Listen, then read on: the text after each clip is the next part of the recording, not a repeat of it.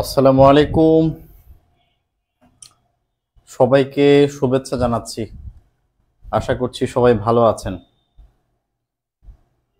শুনতে এবং দেখতে পাচ্ছেন? জি, ওয়ালাইকুম আসসালাম। আদাব আপু। আলহামদুলিল্লাহ, আমি ভালো আছি ভাই। আপনারা ভালো আছেন সবাই? পড়াশোনা চলছে তো? আচ্ছা, গতকাল অনেক কথা বলেছি, পড়াশোনার বাইরে অনেক কথা বলেছি। বলা যায় গত ক্লাসটা পুরো মোটিভেশনই ছিল। হ্যাঁ, আহ, আমরা আজকে, আমি কালকে মডাল অক্সিলারি খুব বেশি কিছু বলি নাই, জাস্ট একটু শ্যাল উইল এবং শুড নিয়ে কথা বলেছি। তো আজকে আমরা প্রত্যেকটা মডাল অক্সিলারি ভার্ব ধরে ধরে আমরা একটু শিখবো, কিন্তু শেখার ক্ষেত্রে আমি কথা বলি, একটা কথা বলতে চাই, সেটা হচ্ছে দেখেন এই মডাল অক্সিলারি গুলো ব্যবহার শেখার উদ্দেশ্য দুইটা। একটা উদ্দেশ্য হচ্ছে যে আমরা যারা বলি যে অর্থ বুঝি না সেন্টেন্সে, এই একটা জায়গাতে আমাদের অনেক বেশি মানে কাজে দিবে হচ্ছে মডাল অক্সিলারি গুলো ব্যবহার। কখন কোন কথা কিভাবে বলতে হবে এটা জানার জন্য আমাদের মডাল অক্সিলারি ভার্বের ব্যবহারগুলো শিখতে হয়। আরেকটি হচ্ছে যে আমরা অনেক সময় স্পোকেন ইংলিশের জন্য বা আমরা কিছু বলতে চাই, কিভাবে বলতে পারবো, যারা মডালের ব্যবহার জানে না তাদের জন্য এটা অনেক টাফ হয়, অনেক কঠিন হয়। আর গ্রামারে তো মডাল অক্সিলারি ভার্ব সবসময় লাগবে, যাই করতে যাই লাগবে। এজন্য গভীর মনোযোগ দিবেন, প্রত্যেকটা জায়গা খেয়াল করে শুনবেন, বুঝবেন এবং মনোযোগ সহকারে চেষ্টা করবেন মিনিং বোঝার জন্য। এবং আরো ভালো হয় আমি ক্লাসে যেইভাবে যতটুকু পড়াবো, যদি পসিবল হয় আপনি প্রত্যেকটা দিয়ে একটা একটা করে নিজে নিজে একটা দুইটা করে বাক্য লেখার চেষ্টা করুন। যেমন আমি ক্যান দিয়ে 3-4 রকমের ব্যবহার দেখালাম। আমি চাইলে শুধু মানে দুইটা মডেল অক্সিলারি দিয়ে আলোচনা করে পুরো ক্লাস শেষ করতে পারি, মানে এত কিছু জানার আছে। কিন্তু আমরা এত ডিপে যাব না, এত ডিপে যাওয়া লাগবে না। প্রত্যেকটা জায়গা থেকে যতটুকু না জানলে আমরা ভালো করবো না, ততটুকু জানবো। বাট সাজেশন থাকবে অবশ্যই নিজে নিজে আরো বেশি বাক্য বানানোর চেষ্টা করতে হবে। ওই রকমের অর্থ আমরা আগে ভার্ব মুখস্থ করেছি না, ওই ভার্বগুলো অ্যাড করে করে মডালগুলির সাথে সাথে দিয়ে দিয়ে আমরা চেষ্টা করবো নতুন নতুন বাক্য গঠন করার জন্য। এখন আমরা টেন্স জানি, এখন আমরা মডালে ব্যবহার শিখছি, আমরা ভার্ব জানি, এখন আমরা অনেক মিনিংফুল সেন্টেন্স আমরা নিজেরা বানাতে পারবো। এবং এইটি যদি আমরা পারি তাহলে সামনের জার্নিটা অনেক মজার হবে। ঠিক আছে, যে অনেকে বলে না ইংলিশে বেসিক বুঝি না, মিনিং করতে পারে না, তারা এগুলি পারবে, তারা কিন্তু আর ওই মিনিং এর জন্য বাক্য বুঝি না এরকম সমস্যা কিন্তু তারা ফেস করবে না। হ্যাঁ, সুতরাং একটু খেয়াল করে একটু পড়াশোনা করতে হবে। হ্যাঁ, আচ্ছা, জি আমি ভালো আছি আলহামদুলিল্লাহ, আপনাদের দোয়ায় ভালো আছি। হ্যাঁ, ক্লাস করা নেশা হয়ে গেছে। আচ্ছা, নেশা হোক, আরো বেশি নেশা হোক। যতদিন পর্যন্ত একটা সম্মানজনক পেশায় নিযুক্ত না হচ্ছেন ততদিন পর্যন্ত নেশা হোক, পড়াশোনা হোক, নেশা হোক। হ্যাঁ, পড়াশোনা নেশা বড় নেশা, অনেক ভালো নেশা। যারা জয়ী হতে চায় তারা কিন্তু এই নেশা নিয়েই থাকে। দেখেন আজকে আমি একটু শুরু থেকে শুরু করব, মানে কিছু বেসিক বিষয় কালকে শুধু বলেছে, আজকে একটু ডিপলি একটা একটা মডাল অক্সিলারি আমরা নিয়ে চিন্তা করবো। আজকে প্রথমে চিন্তা মানে কথা বলবো মে নিয়ে এবং মাইট নিয়ে। মে এবং মাইট নিয়ে প্রথমে কথা বলবো।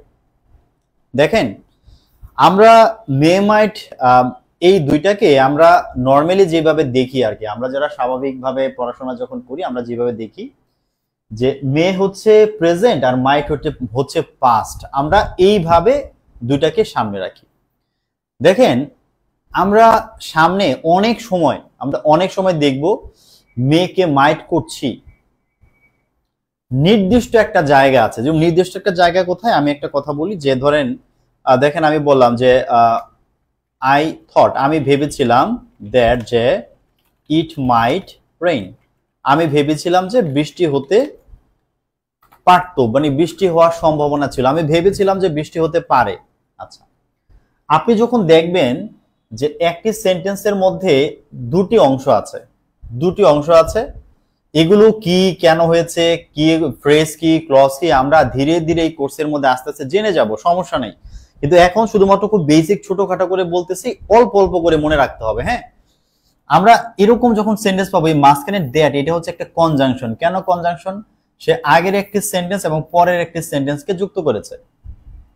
দুটি সেন্টেন্সকে যখন যুক্ত করে বা দুটি যখন ছোট ছোট সাবজেক্ট ভার্ব দুই পাশে দুটি যখন থাকে, তখন এটিকে বলা হয় এটি একটি ক্লজ এবং বলা হয় এটি একটি ক্লজ। এবং এই দুটি ক্লজ মিলে পুরোটাকে মিলে হচ্ছে একটি সেন্টেন্স। এটা একটা কমপ্লেক্স সেন্টেন্স। এগুলো অনেক আলোচনার সামনে করবো, এগুলো এত এখন যদি কঠিন লাগে মাথা নেওয়া লাগবে না। শুধু এটি বুঝেন যখন মাঝখানে এরকম একটা কনজাংশন থাকে, আগে একটি সেন্টেন্স পরে আরেকটি সেন্টেন্স আছে, তখন এই পাঁচটা যদি পাস্ট হয়, এই থিঙ্ক হচ্ছে প্রেজেন্ট, কিন্তু থিঙ্কের পাস্ট ফর্ম হচ্ছে থট। এই পাশে যদি পাস্ট হয় এবং এই পাশে যদি মাইট হয়, এই মাইটটাকে আমরা পাস্ট হিসাবে দেখি যে এটা হচ্ছে পাস্ট, এটা পাস্ট। নর্মালি এটা পাস্ট টেন্স হিসাবে বাক্যে বসে। কিন্তু এই ছাড়া আমি অনেক বাক্য লিখতে পারি মাইট দিয়ে, মে দিয়ে, যেখানে মে এবং মাইট দুটোর একই অর্থ, প্রেজেন্ট পাস্ট বোঝায় না, শুধু এই একটা ক্ষেত্রে বোঝাচ্ছে যে এই পাশে যেহেতু পাস্ট আছে এই পাশে পাস্ট, এই জন্য মাইট মাইট হয়েছে, এখানে মে লিখলে ভুল হবে। কিন্তু এছাড়া যখন আমি সাধারণ বাক্য লিখবো, একটা মানে ভার্বের বাক্য লিখবো, তখন আমরা দেখবো যে মে মাইট দুইটার মধ্যে তেমন কোনো পার্থক্য নাই, দুইটা একই জিনিস। যেমন দেখেন আমি দেখাই, ধর আমি একটা পারমিশন নিতে চাই আমি কারো কাছ থেকে। আচ্ছা আমি কালারটা একটু ব্ল্যাক করে দিই, ব্ল্যাক করে দিলে মনে হয় আপনাদের দেখতে সুবিধা হবে। ধরেন আমি লিখলাম পারমিশন, আমি কারোর কাছ থেকে পারমিশন নিতে চাই, কোন একটা কাজের পারমিশন নিব। আচ্ছা ঠিক আছে, ভালো কথা। পারমিশন নেওয়ার জন্য আমি কি বলি? পারমিশন নেওয়ার জন্য বলি যেরকম মে আই কাম ইন, আমি কি ভিতরে আসবো? May I come in. দেখেন এখানে পারমিশন নেওয়ার জন্য মে ব্যবহার করেছি, আমি পারমিশন নিতে চাই, আমি এখানে মে ব্যবহার করেছি। আবার আমরা আরেকটা ক্ষেত্রে ব্যবহার করতে পারি, সেটা হচ্ছে ধরেন আপনি কাউকে অনুমতি দিলেন, যেমন আমি বলতে পারি ইয়েস ইউ মে কাম, যে হ্যাঁ তুমি আসতে পারো, ইয়েস ইউ মে কাম, তুমি আসতে পারো। এই যে এখানে মে দিয়ে আমি কি করেছি, পারমিশন চেয়েছিল, আমি পারমিশন দিয়েছি, পারমিশন চেয়েছিল, আমি কি করেছি, পারমিশন আমি দিয়েছি।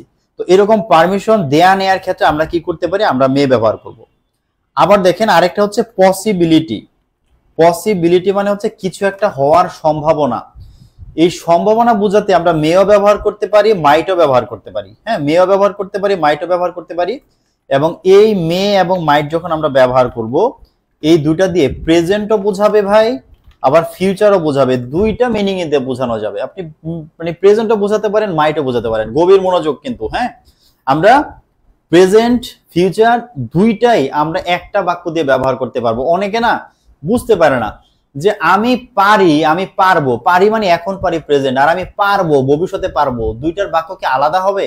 আরে না ভাই, এক বাক্যেরই দুইটা অর্থ হয়। যেমন দেখেন আমি যদি লিখি যে হি মে টেল মি দা ম্যাটার, যে তিনি আমাকে বিষয়টি বলবেন, আমি মানে তিনি আমাকে বিষয়টি সম্ভবত বলবেন, ভবিষ্যতে কাজটি ঘটবে, ভবিষ্যতে কাজটি ঘটবে, ফিউচার। আবার আমি যদি বলি যে হি মে টেল মি দা ম্যাটার, মানে যে এখনই সে আমাকে বিষয়টি বলবে, এখনই তার এটা বলার সম্ভাবনা আছে। অর্থাৎ মে দিয়ে প্রেজেন্টও বোঝাবে, আবার কি করবে, ফিউচারও বোঝাবে। এই বাক্যটাকে যদি আমি মাইট দিয়েও লিখতাম, যদি এই সেম বাক্যটা আপনি দেখেন, এই বাক্যটাকে যদি আমি এখানে মে ব্যবহার না করে যদি মাইট লিখতাম, ভাই এটা পাস্ট হয়ে যেত না, সেম অর্থ। এইটা এই মাইট দিয়েও এখানে প্রেজেন্ট বোঝাচ্ছে, ফিউচার বোঝাচ্ছে, যে সে সম্ভবত এখনই আমাকে এটা বলবে, সম্ভবত সে আগামীকাল সে আমাকে এটি বলবে। প্রেজেন্টও ঘটতে পারে, পাস্টও ঘটতে পারে। সুতরাং মে মাইট দিয়ে আমাদের প্রেজেন্টের অর্থ বোঝাতে পারবো, আমরা কি করতে পারবো, পাস্টের অর্থ বোঝাতে পারবো, কোনো প্রবলেম নাই। ঠিক আছে, এই পর্যন্ত কি বুঝেছেন বলেন তো কথা? আচ্ছা, আমার কথা শুনতে প্রবলেম হচ্ছে, কি প্রবলেম হচ্ছে একটু বলবেন? বাকিদের কোনো অসুবিধা হচ্ছে? আমার জানা মতে কোনো প্রবলেম হওয়ার কথা না, একটু জানাবেন যে কোনো প্রবলেম হচ্ছে কিনা।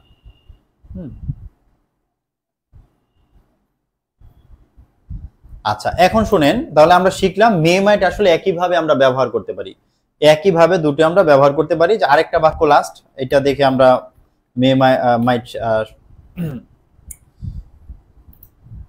আচ্ছা না স্যার, কোনো প্রবলেম নেই, ওকে ক্লিয়ার আছে। তাহলে আপু আপনার নেটওয়ার্ক প্রবলেম আছে। আচ্ছা, আরেকটি বিষয় দেখেন, দেখেন মে মাইটের মধ্যে কি কোনো পার্থক্য নাই?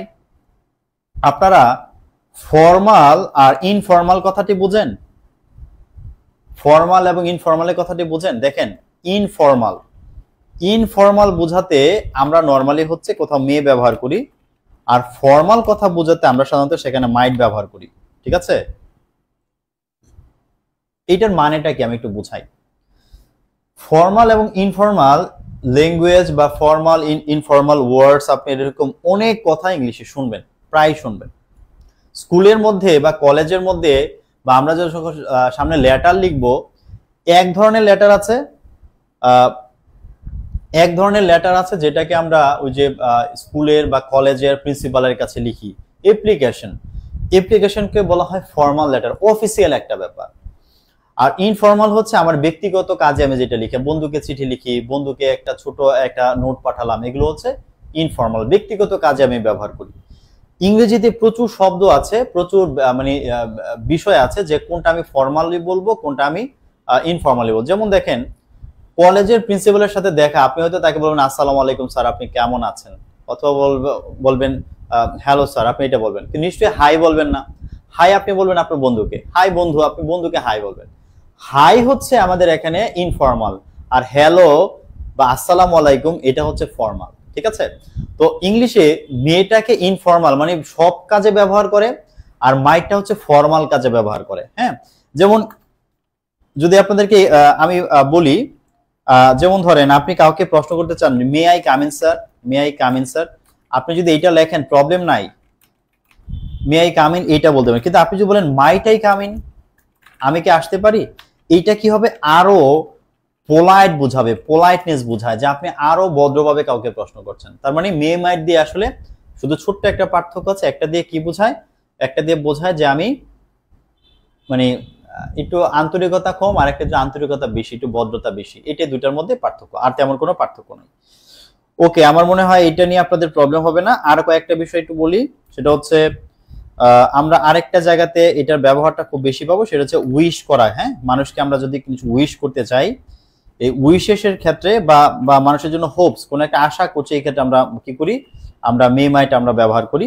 যেমন আমরা বলতে পারি যে আমরা প্রায় বলি মে বাংলাদেশ লিভ লং, বাংলাদেশ দীর্ঘজীবী হোক। মিনিং গুলো কিন্তু খেয়াল করবেন, এরকম বাক্য আর লেখা চাই। আমি লিখেছি মে বাংলাদেশ লিভ লং, বাংলাদেশ দীর্ঘজীবী হোক। আপনি লিখবেন মে আওয়ার প্রেসিডেন্ট লিভ লং, আমাদের রাষ্ট্রপতি দীর্ঘজীবী হন। ঠিক আছে, মে আওয়ার পিএম লিভ লং, আমাদের প্রধানমন্ত্রী দীর্ঘজীবী হন। এরকম বাক্য বানাতে হবে। হ্যাঁ, কাউকে উইশ বা মানে কোন একটা আশা করতে আমরা কি করি, এরকম মে মাইট ব্যবহার করি। মাইট দিয়েও বলতে পারতাম, মাইট বাংলাদেশ লিভ লং, আমরা এইটাও বলতে পারতাম। ঠিক আছে, প্রবলেম নাই। ওকে, আর এখানে আরেকটা বিষয় বোঝাই, ধরেন সম্ভবত এখন কিছু একটা হচ্ছে, সম্ভবত এখন কিছু হচ্ছে, এখন কিছু হচ্ছে বোঝাতে আমরা কিন্তু কি করব জানেন, আমরা মেয়ের পরে, আমরা মে বা মাইটের পরে, আপনি মে মাইট যেটা ইচ্ছা ব্যবহার করতে পারেন, এটা পরে বি প্লাস ভার্বের সাথে আইএনজি ব্যবহার করব। আমরা কিন্তু আগে টেন্সের ক্লাসে শিখছিলাম, হ্যাঁ মনোযোগ, গভীর মনোযোগ, আমরা শিখছিলাম যে বি প্লাস যদি ভার্বের সাথে আইএনজি থাকে এটা কন্টিনিউয়াস টেন্স বোঝায়, ভাই কন্টিনিউয়াস টেন্স বোঝায়। আর মে মাইট দিয়ে বোঝাচ্ছে মানে সম্ভাবনা, পসিবিলিটি, কিছু একটা হয়তো বা এখন চলছে, আমি সম্ভাবনা মনে করছি, আমি ভাবছি যে এখন মনে এটা হচ্ছে, এই কোন একটা কাজ এখন হচ্ছে, সম্ভবত হচ্ছে, অনুমান করতে আমরা কি করতে পারি, মে মাইটের পরে আমরা বি প্লাস ভার্বের সাথে আইএনজি দিয়ে বাক্য লিখতে পারি। অনেক বাক্য আপনি এরকম ভাবে লিখতে পারবেন। যেমন দেখেন, আমি একটা কথা বলতে পারি যে আমি ধরেন এখানে বসে আছি, আমি বলছি যে Rana may be reading now, Rana may be reading নাও, রানা সম্ভবত এখন পড়ছে, আমার মনে হচ্ছে রানা এখন পড়তে, আমি জানি না, আমি আমার বাসায়, রানা তার বাসায়, রানাদের বাসা আমার এখান থেকে অনেক দূরে, কয়েক কিলো দূরে, আমি জানি না রানা এখন কি করছে, আমি মনে করছি সম্ভবত রানা এখন পড়ছে। তো এরকম সম্ভবত কোন একটা কিছু হচ্ছে, চলছে, এই কথাটা বোঝাতে গিয়ে আমরা অবশ্যই কি করব, আমরা এইভাবে ব্যবহার করব। আর কালকে আমরা একটা কথা পড়েছিলাম না, শুড মানে উচিত, আর শুড হ্যাভ মানে উচিত ছিল। সেম ওয়েতে আপনি মে বা মাইটের পরে আপনি যদি হ্যাভ প্লাস ভার্ব থ্রি বোঝান, এইটা দিয়ে বোঝাবে যে অতীতকালে কিছু একটা করা সম্ভবত উচিত ছিল বা দরকার ছিল, করা উচিত ছিল বা দরকার ছিল, এরকমটা বোঝাবে, পাস্ট বোঝাবে। আপনি যদি হ্যাভ প্লাস ভার্ব থ্রি দেন, তখন এটা অবশ্যই কি বোঝাবে, পাস্ট বোঝাবে। হ্যাঁ, পাস্ট বোঝাবে। যেমন একটা বাক্য দেখেন, আমি লিখতে পারি যে হি মে হ্যাভ গন, সম্ভবত তিনি চলে গিয়েছিলেন, আমি শিওর না, সম্ভবত তিনি চলে গিয়েছিলেন, আমি জানি না আসলে গিয়েছেন কি জানি, আমি জানি না, আমি অনুমান করছি সম্ভবত তিনি চলে গিয়েছিলেন। আমি কি করছি এখানে, মানে অনুমান করছে যে সম্ভবত তিনি এখান থেকে চলে গিয়েছিলেন। ওকে, আমরা কি এটা বুঝেছি বলেন তো? একটু একটু বুঝেছেন এটা? ওকে, আমাদের আর মে মাইটের কিছু লাগবে না। আমরা এই কয়েকটা কনসেপ্ট যদি ক্লিয়ার থাকি, বাকিগুলো আলোচনা করতে আরো বেশি সহজ হবে। আমি এখানে জাস্ট একটু বেশি কথা বললাম, বুঝিয়ে নিলাম। এগুলোতে যদি আপনাদের কোনো কোশ্চেন না পাই, ইনশাল্লাহ সামনের গুলো আরো ভালো লাগবে। তবে আমি এখানে কয়টা জিনিস দেখিয়েছি, আমি এখানে হচ্ছে একদম permission, possibility, formal, informal, wish, Hopes, এখন কিছু হচ্ছে এবং হচ্ছে কোনো কিছু হওয়ার সম্ভাবনা ছিল, আমি প্রায় 4-5টা জিনিস দেখালাম। প্রত্যেকটা বাক্য আমি যে এক্সাম্পল গুলো দিয়েছি, এগুলো দিয়ে একটা একটা বাক্য লিখবেন। মেয়ে দিয়ে আপনার তখন রুল লেখা লাগবে না, আপনি খাতার মধ্যে এই 5টা বাক্য লিখে লিখে এগুলোর মিনিং গুলো চিন্তা করবেন যে এটার অর্থ এটা দিয়ে এরকম বোঝাচ্ছে। আপনি এরকম ভাবে যে ভার্বের শীট দিয়েছি না, যেমন স্লিপ দিয়েছি, আপনি আপনি একটা বাক্য দিলেন যে সীমা মে বি স্লিপিং নাও, সীমার সম্ভবত এখন ঘুমাচ্ছে।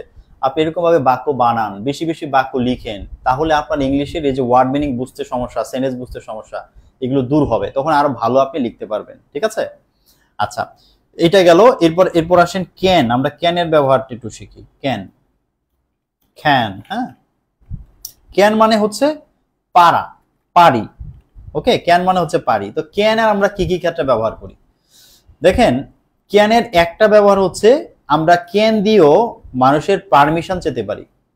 পারমিশন ক্যান দিয়েও চাওয়া যায়। যেমন আমি কাউকে বলতে পারি যে can I use your pencil, যে আমি কি তোমার পেন্সিলটা ব্যবহার করতে পারি। Can I use your pencil, আমি কি তোমার পেন্সিলটি ব্যবহার করতে পারি। অনুমতি চাচ্ছি, এই অনুমতি চাইতে আমরা কি করি, ক্যান লিখি। তবে মনে রাখবেন এইটা হচ্ছে নর্মালি আমরা ইনফর্মাল ওয়েতে ব্যবহার করি। ইনফর্মাল ওয়েতে ব্যবহার করি। ইনফর্মাল মানে আমি বন্ধু বান্ধবকে বলার ক্ষেত্রে, আমার ছোট ভাই বোনকে বলার ক্ষেত্রে আমি ক্যান দিয়ে এরকম ভাবে পারমিশন চাইতে পারি বা বলতে পারি। তবে নর্মালি ক্যান না বলে এটাকে কুড দিয়ে বলা, মানে পাস্ট দিয়ে বলাটা ভালো। Could I use your pencil, যে আমি কি তোমার পেন্সিলটি ব্যবহার করতে পারি। কুড দিয়ে বলাটা এটা হচ্ছে খুবই ফর্মাল, এবং এইটা বলা হয়, এটা হচ্ছে খুবই একটা পোলাইটনেস, পোলাইটলি কাউকে প্রশ্ন করা।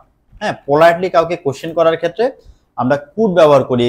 ঠিক আছে, মনে রাখতে হবে ক্যান দিয়েও বলা যাবে, কুড দিয়েও বলা যাবে। কুড দিয়ে বললে ভদ্রতা বোঝাবে, ক্যান দিয়ে বললে ভদ্রতা বোঝাবে না, এই জন্য আমরা কুড ব্যবহার করি। বাট একই প্রশ্ন, একই কথা, একটাতে একটু নমনীয়তা আর একটাতে একটু নমনীয়তা নাই আর কি, একটা ফর্মাল একটা ইনফর্মাল। ওকে, অনুমতি বোঝাতে আমরা ব্যবহার করতে পারি। আবার আমরা মে দিয়েও কিন্তু বলতে পারি, তাই না। May I use your pencil, এইটাও কিন্তু বলতে পারি। মে দিয়েও কিন্তু বলতে পারি। হ্যাঁ, may I use your pencil, এই দুইটার মধ্যে পার্থক্য কি জানেন? মে দিয়ে বললেও পোলাইটলি বোঝাবে, মে দিয়ে বোঝালেও পোলাইটলি বোঝাবে যে আমি কি আপনার কলমটি সম্ভবত ব্যবহার করতে পারবো কি পারবো না জানতে চাচ্ছি। এটাও অনেক বেশি ফর্মাল বা পোলাইটলি বোঝায় আর কি, একটু খেয়াল রাখেন। হ্যাঁ, আচ্ছা, আর আরেকটা হচ্ছে ক্যানের আরেকটা বড় একটা ব্যবহার আছে। ক্যানের একটা বড় ব্যবহার হচ্ছে এবিলিটি বোঝায়। এবিলিটি মানে কি জানেন? এবিলিটি মানে হচ্ছে সক্ষমতা বা ক্ষমতা, আপনার কোন একটা কিছু করার ক্ষমতা আছে, এই জিনিসটা বোঝায় হচ্ছে এই ক্যান দিয়ে। যেমন আমি লিখতে পারি, যেমন আমি লিখতে পারি যে হি ক্যান ওয়াক ফাস্ট, সে খুব দ্রুত হাঁটতে পারে বা দৌড়াতে পারে। আচ্ছা ভাই বলেন তো, এই যে সে যে দৌড়াতে পারে, এটি কি তার একটা ক্ষমতা না, একটা সক্ষমতা না? আমি যদি বলি হি ক্যান সুইম, যে তিনি সাঁতার কাটতে পারেন, এটাকে তার একটা ক্ষমতা না? এই ক্ষমতা বোঝাতে আমরা ক্যান ব্যবহার করব। আর সম্ভাবনা, পসিবিলিটি বোঝাতে মে ব্যবহার করব। আমি যদি বলি যে হি মে সুইম, এটার অর্থ হচ্ছে সে সম্ভবত সাঁতার কাটতে পারে, আমি শিওর না, সে সম্ভবত পারে। এটা দিয়ে বোঝায় কি? পসিবিলিটি। কি বোঝাবে? পসিবিলিটি বোঝাবে, সম্ভাবনা। আর ক্যান দিয়ে বোঝাবে আমি নিশ্চিত সে পারে, নিশ্চিত সে পারে। ওকে, আশা করি বুঝেছেন দুইটার মধ্যে পার্থক্য কি। ক্যান দিলে আমি শিওর। সম্রাট বালি ভাই মেয়ের কথাই তো বলছিলেন না, এই বাক্যটার কথাই মনে হয় বলছিলেন আপনি। ক্যান দিলে বোঝাবে নিশ্চিত সে পারে, আর মে দিলে বোঝাবে সম্ভবত সে পারে। জি, ফার্স্ট একটা অ্যাডভার্ব। হ্যাঁ, ফার্স্ট অবশ্যই একটা অ্যাডভার্ব, কারণ ফার্স্ট এখানে সে কিভাবে হাঁটে বোঝাচ্ছে, সুতরাং অ্যাডভার্ব। ওকে, আমরা এইটা বুঝে গেলাম। আরেকটা হচ্ছে সক্ষমতা। তো আমরা আরেকটা এই যে মানে এইটা কিন্তু আমরা একটা মানে এবিলিটির জায়গায় আমরা কিন্তু আরেকটা কথা স্কিলও বলতে পারি, যে কারো একটা স্কিল, কারো একটা স্কিল হচ্ছে এরকমের, যেমন হি ক্যান ড্রাইভ আ কার, সে একটি গাড়ি চালাতে পারে। এই গাড়ি চালানোটা তার একটা স্কিলের ব্যাপার। গাড়ি চালাতে গেলে আপনার স্কিল হইতে হবে, অন্যথায় আপনি গাড়ি চালাতে পারবেন না। তো কেউ কোনো একটা স্কিল ডেভেলপ করেছে, কেউ কোনো একটা কাজ শিখেছে, সেটা বোঝাতে গেলেও আমরা কি করি, এভাবে আমরা ক্যান ব্যবহার করতে পারি আর কি। হ্যাঁ, আচ্ছা, ওকে, এই দুইটা ব্যবহার বেশি ইম্পর্টেন্ট ছিল ক্যানের ক্ষেত্রে, আর লাগছে না কিছু। এরপর আমরা কুডে যাই। কুডের ব্যবহারটা একটু দেখি।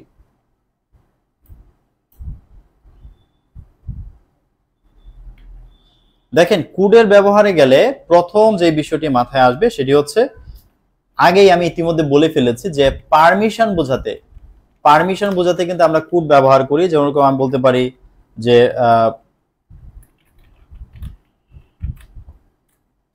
could I open the window, যে আমি কি দরজাটি মানে সরি জানলাটিকে আমি খুলে দিতে পারি, আমি অনুমতি চাচ্ছি। বাসায় খুব ভদ্রভাবে, কুড মানে খুব ভদ্রভাবে অনুমতি চাচ্ছি। ঠিক আছে, আমরা খুব ভদ্রভাবে কি করছি, অনুমতি চাচ্ছি। তবে মনে রাখতে হবে, ভদ্রভাবে খুব পোলাইটলি প্রশ্ন করার জন্য কুড ব্যবহার না করে উডও ব্যবহার করা যায়। Would I open the window, একই মিনিং, দুইটার মধ্যে কোনো পার্থক্য নাই। আপনি কুড দিয়ে প্রশ্ন করলে যে মিনিং আসবে, আপনি উড দিয়ে প্রশ্ন করলেও সেম মিনিং আসবে, কোনো পার্থক্য নাই। অর্থাৎ আমরা পারমিশন নেওয়ার ক্ষেত্রে খুব পোলাইটলি ভদ্রভাবে কোনো প্রশ্ন করার ক্ষেত্রে, অনুমতি নেওয়ার ক্ষেত্রে আমরা কুড উড দুইটাই ব্যবহার করতে পারি, দুইটার মধ্যে কোনো পার্থক্য নাই, দুইটা একই মিনিং আর কি, কোনো অসুবিধা নাই। ওকে, এরপর হচ্ছে একটা জিনিস বোঝায় পাস্ট এবিলিটি। আমরা একটু আগে দেখলাম না, ক্যান দিয়ে এবিলিটি বোঝায়, কিন্তু কেউ কোনো একটা কাজ আগে পারতো এখন পারে না, আগে পারতো কিন্তু এখন পারে না, এইটা বোঝাতে গেলে কিন্তু আমরা কি করি, কুড ব্যবহার করি। যেমন বলতে পারি আমি, দেখেন, when I was young, যখন আমি খুব ছোট ছিলাম, I could play cricket well, এখন একটু মোটা টোটা হয়ে গেছি, খেলতে পারি না, কিন্তু আগে যখন ছোট ছিলাম তখন আমি কি করতে পারি, তখন আমি খুব ভালো ক্রিকেট খেলতে পারতাম। দেখেন, দুইটা বাক্য আছে, এখানে একটা সেন্টেন্স, এখানে একটা সেন্টেন্স, দুইটা যখন সেন্টেন্স থাকবে তখন এক পাশ যদি পাস্ট হয় আরেক পাশও পাস্ট হবে, তখন এই কুডটা মানে পাস্ট হিসেবে ব্যবহৃত হচ্ছে। মিনিং হচ্ছে আই কুড প্লে, আমি খেলতে পারতাম ভাই, এখন আর পারি না, ওটা অতীতের ঘটনা, ছোটবেলার কাহিনী। হ্যাঁ, 9 10-এ থাকতে আমি ক্রিকেট খেলায় খুব ভালো ছিলাম, খুব ভালো ক্রিকেট খেলতাম। তারপর এই মানে মানে পৃথিবী থেকে খেলাধুলা উদাও হয়ে গেছে, এরপরও খেলেছি কিন্তু ওই সুযোগ আর হয় নাই, ওই রকম খেলার সুযোগ হয় নাই। আচ্ছা, তাহলে মানে কুডটা বুঝে গেলাম। আচ্ছা, এরপর আমাদের একটা বিষয় একটু জানতে হবে, এখানে একটা বিষয় জানতে হবে, সেটি হচ্ছে যে আমরা একটা নতুন জিনিস শিখি। সেটি হচ্ছে, দেখেন, অনেক সময় এরকমটা হয় যে অতীতকালে কোন একটা কাজ আমি করতে সক্ষম হয়েছিলাম, আমি কোন একটা কাজ করতে পেরেছিলাম, কোন নির্দিষ্ট কোন একটা কাজ আমি করতে পেরেছিলাম, এই কথাটা বলার জন্য আমরা কুডের পরিবর্তে, হ্যাঁ, কুডের পরিবর্তে না আমরা একটা সুন্দর কিছু জিনিস ব্যবহার করতে পারি। কুডের পরিবর্তে আমরা যেরকম লিখতে পারি ওয়াজ এবল টু, হ্যাঁ, বা আমরা ওয়ার এবল টু লিখতে পারি, প্লুরাল হলে ওয়ার এবল টু, এটা লিখতে পারি আমরা। অথবা আমরা আরেকটা জিনিস লিখতে পারি, সেটা হচ্ছে ম্যানেজ টু, এই কথাটা আমরা বলতে পারি। হ্যাঁ, ম্যানেজ টু কথা বলতে পারি। যেমন দেখেন, আমি ধরেন একটা নদী আমি ক্রস করেছি, আমি কিন্তু বলতে পারি যে I managed to cross the river, যে আমি নদীটি ক্রস করতে পেরেছিলাম, সক্ষম হয়েছিলাম। বা আমি এটাকে এভাবে বলতে পারতাম যে I was able to cross the river. হ্যাঁ, আমি পেরেছিলাম, নদীটা আমি পার হতে পেরেছিলাম। এই কথাগুলো বলার জন্য আমরা নরমালি কুডের পরিবর্তে was able to, were able to বা ম্যানেজ টু কথাগুলো ব্যবহার করলে সুন্দর লাগে, পড়তে ভালো লাগে। কিন্তু যদি আপনি নেগেটিভ বলতে চান যে আমি নদী পার হইতে পারি নাই, তখন আবার কিন্তু এইভাবে লেখা যাবে না যে I was not able to cross the river, যে আমি নদীটা পার হইতে সক্ষম হই না, এরকম ঘুরায় পেঁচায় বলা যাবে না। তখন এই বাক্যটা এইভাবে না বলে তখন ডিরেক্ট কুড নট দিয়ে বলাটা ভালো। Could not, I could not cross the river. Negative বলে শুধু কুড। আর আমি পেরেছিলাম অর্থে আপনি কুডও ব্যবহার করতে পারেন, able to were able to বা ম্যানেজ টু, এগুলো দিয়ে আপনি বলতে পারেন। এগুলো দিয়ে বাক্য লিখবেন, বাক্যগুলো পড়তে সুন্দর লাগবে। সবসময় খালি কুড ক্যান এগুলো না লিখে এগুলো দিয়ে লিখতে পারাটা কি হবে, ভালো হবে। ঠিক আছে? আচ্ছা, এবার আসেন, তাহলে শেষ কথা হচ্ছে could have plus verb three আমরা কখন ব্যবহার করব? কারো অতীতকালে কোনো একটা কিছু পারার কথা ছিল, কেউ কোনো একটা কিছু আগে পেরেছিল, এখন আর পারে না, পাস্ট, এরকম বোঝাতে গেলে আমরা could have plus verb three আমরা লিখতে পারি। হ্যাঁ, মানে অতীতে কোনো কাজ করা মানে সুযোগ ছিল কিন্তু তবু সে এটা করে নাই, এরকম বোঝাতে, সুযোগ ছিল, সুযোগের সদ্ব্যবহার সে করে নাই, সে করতে পারতো মাগার করে নাই, এই কথাটা বলার জন্য আমরা could have plus verb three লিখতে পারি। যেমন আমি লিখতে পারি, দেখেন, he could have passed the examination. এটা মানে হচ্ছে তার পরীক্ষায় পাশ করার সুযোগ ছিল, সে চাইলে পাশ করতে পারতো। মনোযোগ দিয়েন, হ্যাঁ, সে পাশ করতে পারতো কিন্তু হি ডিড নট, কিন্তু সে পাশ করে নাই, সে চেষ্টা করে নাই, সে চায় নাই পাশ করতে। তার মানে পাস্টে লেখার জন্য আমরা যে মোডালের পরে হ্যাভ প্লাস ভার্ব থ্রি লিখি, মেয়ের ক্ষেত্রে দেখেছি, শুরুর ক্ষেত্রে দেখেছি, এখন দেখালাম। ঠিক আছে? এগুলো একটু খেয়াল রেখে আমাদেরকে পড়তে হবে। আচ্ছা, এই সেন্টেন্সের মাঝখানে কনজাংশন দেয়া যায়, বুঝি নাই ভাইয়া। সে সাঁতার কাটতে জানে না, হ্যাঁ, সে সাঁতার কাটতে জানে না যদি আপনি বলেন, আমরা শুধুমাত্র আমরা ওই যে ডাজ নট নো দিয়ে লিখতে পারবো, he does not know how to swim. ঠিক আছে? He does not know how to swim. আবার he does not know to swim লেখা যাবে না, হাউ টু সুইম। ঠিক আছে? সে সাঁতার কাটতে জানে না। আচ্ছা, এরপর আসেন, কুডের ব্যাপারটা গেল, এবার আসেন শেল। কালকে আমি শেলের একটু ব্যবহার কথা বলেছিলাম, শেল আজকে একটু ছোটখাটো করে একটু আরেকবার একটু দেখি, ওই কথাগুলোই অল্প করে একটু দেখি। সেটা হচ্ছে, প্রথম কথা হলো, শেল আমরা ব্যবহার করি ফিউচার টেন্সের অর্থ বোঝাতে। আমরা ফিউচারের অর্থ বোঝাতে শেল লিখি, যেমন we shall do the work, আমরা কাজটি করতে পারবো, ডিরেক্ট ফিউচার বোঝায়, কোনো কথা নাই, ফিউচার বোঝায়। আরেকটা হচ্ছে, কাউকে কোনো একটা আপনি রিকোয়েস্ট করতে চান বা আপনি কাউকে একটা অ্যাডভাইস দিতে চান, এই বিষয়গুলো, বা আপনি কাউকে একটা অফার দিতে চান, এগুলো বোঝার জন্য কিন্তু আমরা শেল ব্যবহার করতে পারি। ঠিক আছে? শেল ব্যবহার করতে পারি।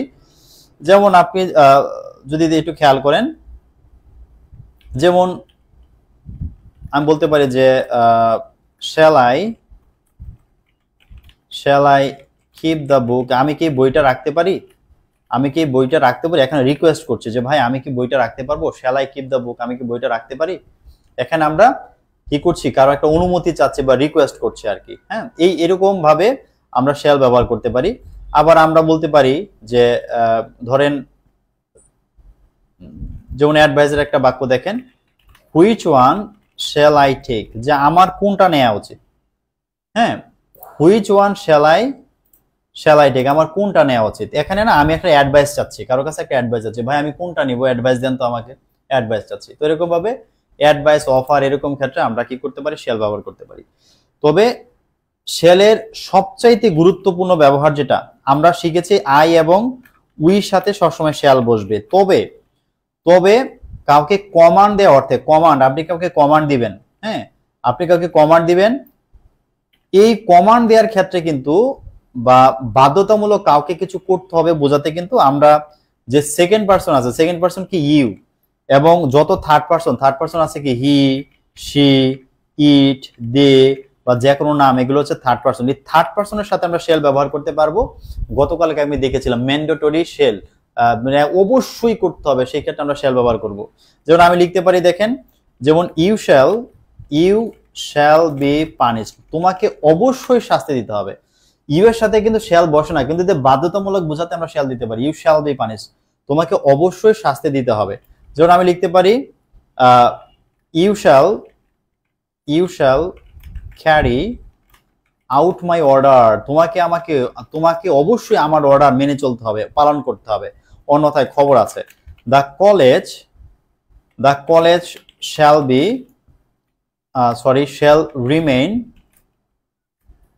রিমেইন ক্লোজড, যে কলেজ অবশ্যই বন্ধ রাখতে হবে, অবশ্যই। থার্ড পার্সনের সাথে আমরা শ্যাল দিলাম, কারণ এখানে বোঝাচ্ছি কমান্ড, বাধ্যতামূলক, করতেই হবে, এটা আদেশ, এটা অবধারিত আদেশ, তোমাকে এটা পালন করতেই হবে, এই ক্ষেত্রে আমরা শ্যাল ব্যবহার করব। আচ্ছা স্যার, শুড দিয়ে করলে ভুল হবে না? শুড দিয়েও আপনি লিখতে পারেন, হ্যাঁ, শুড দিয়েও লিখতে পারেন, তবে শুড মানে উচিত, ওটা কিন্তু ডিরেক্ট কমান্ড বোঝায় না, শুড কিন্তু উচিত। হ্যাঁ, আমরা শুডের ওখানে গিয়ে দেখছি, অসুবিধা নাই, আপনি শেলের ব্যবহারটাকে একটু নেন, মাথায় নেন, ঠিক আছে? তো আমরা থার্ড পারসন এবং সেকেন্ড পারসনের সাথে কখন হচ্ছে শ্যাল ব্যবহার করব, আশা করি উত্তর পেয়ে গেছেন। এখন আসেন শুডের ব্যাপারটা দেখি।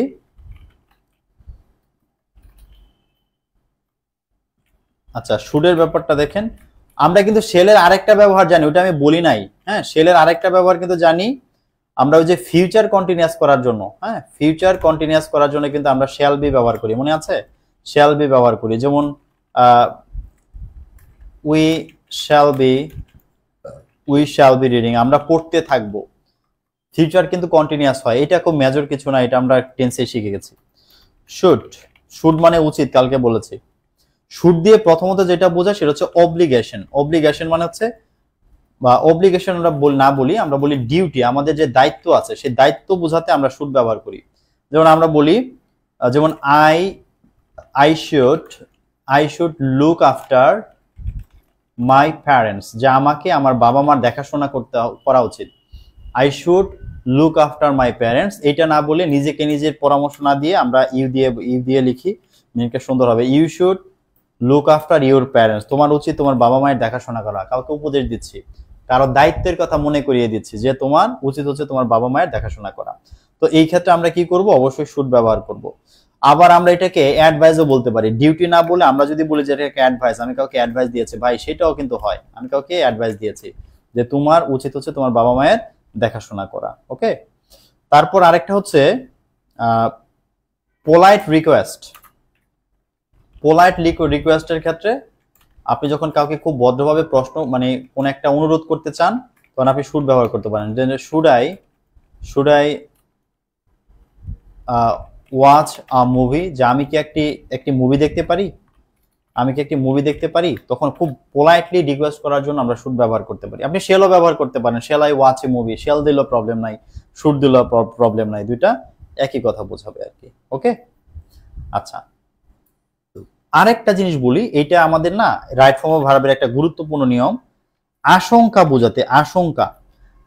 বোঝাতে না আমরা শুড ব্যবহার করতে পারি। যেমন আমি বলতে পারি যে ওয়াক ফাস্ট, খুব দ্রুত হাঁটো, লেস্ট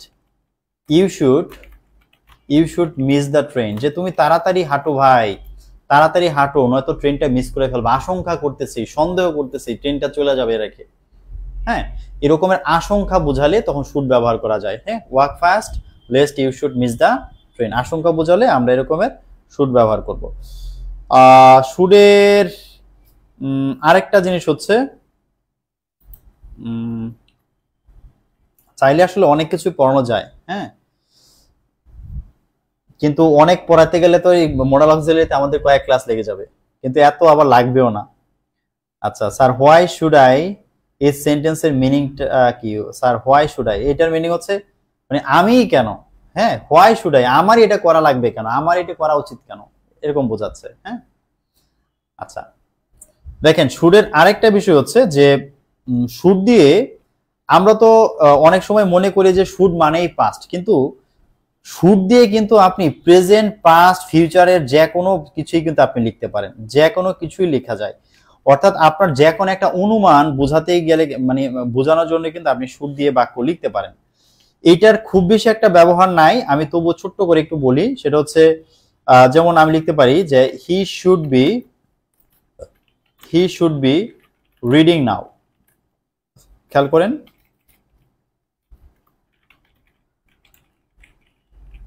আপুরা ভাইয়ারা জেগে আছেন তো? আজকে ক্লাসটা রাত হয়ে গেল। হ্যাঁ, বোরিং লাগছে? বোরিং লাগলে বলবেন, বোরিং লাগলে বলবেন। হ্যাঁ, মানে যখন হচ্ছে আহ, সামনাসামনি স্টুডেন্টের সাথে ক্লাস নিতাম, তখন হচ্ছে যে মানে ক্লাসের মজাটা অন্যরকম ছিল। এক একজন এক একটা বলতো, বা হচ্ছে মাঝে মধ্যে 2-4-5 মিনিট গল্প করে নিতাম। তখন হচ্ছে যে খুব ক্লাস মানে আরো বেশি হচ্ছে যে এনজয়েবল ছিল। এখন আসলে আপনাদের কমেন্টের দিকে আমার তাকায় থাকতে হয়, আর আপনারা শুধু আমাকে মানে শুনছেন, আর এই জিনিসটা কিন্তু বোরিং। এই যে স্যার লেকচার দিয়ে যাচ্ছে, মানে বোঝাচ্ছে, সারাক্ষণ ডিভাইসের দিকে তাকায় থাকা, এটাও কিন্তু একটু একটু কষ্ট, এটা আমি বুঝি, একটু কষ্ট। অনেক সময় মনোযোগ থাকে না, অনেক সময় মনোযোগ থাকে না, তাকায় থাকতে চাইলেও হচ্ছে যে দেখা যায় চোখ সরে গেছে, মেসেঞ্জারে চলে গেছি, হ্যাঁ, এরকম অনেক কিছু কিন্তু ঘটে। তবে এই জিনিসগুলো কিন্তু যতটুকু সম্ভব অ্যাভয়েড করতে হবে, অ্যাভয়েড করতে হবে। বারবার মন টানবে অন্যদিকে চলে যাই, মনকে টেনে পড়াশোনা আনতে হবে। পড়াশোনা জিনিস কিন্তু, যদি কেউ বলে যে ভাই আমার পড়াশোনা করতে ভালো লাগে, পাগল। সুস্থ মানুষের কখনো পড়াশোনা ভালো লাগতে পারে না। সুস্থ মানুষের পড়াশোনা ভালো লাগার কথা না, অসুস্থ মানুষের পড়াশোনা ভালো লাগতে হবে। অসুস্থ বলতে আমি এখানে বলছি যে পজিটিভলি বলছি। আপনি কোন একটা জিনিস পাওয়ার জন্য পাগল, আপনার হচ্ছে মানে ধরেন যে আপনি ইংলিশ শিখে খুব ভালো কিছু করবেন লাইফে, কারণ অনেক আর্ন করতে হবে, অনেক আর্ন করতে হবে পৃথিবীতে। আপনাকে অবশ্যই বড়লোক হইতে হবে। আমাদের মধ্যে কিন্তু একটা একটা হচ্ছে যে একটা সমস্যা আছে, আমাদের মধ্যে একটা সমস্যা আছে বলতে, দেখবেন যে আমাদের যে বইপত্রগুলো আমরা পড়ি, যেমন দেখবেন অর্থই অনর্থের মূল। হ্যাঁ, মানে আমরা হচ্ছে ছোটবেলা মানে ভাব সম্প্রসারণ বা এরকম কিছু আমরা পড়েছি, অর্থই অনর্থের মূল আমরা বলেছি। এখন অর্থই অনর্থের মূল, এইটা যখন আমরা কারোর মধ্যে ইনজেক্ট করি, কাউকে যখন শেখাই, ও ও কিন্তু মনে করে যে টাকা পয়সা জিনিসটা মানেই মনে হয় খারাপ, বড়লোক হওয়া মানেই মনে হয় খারাপ।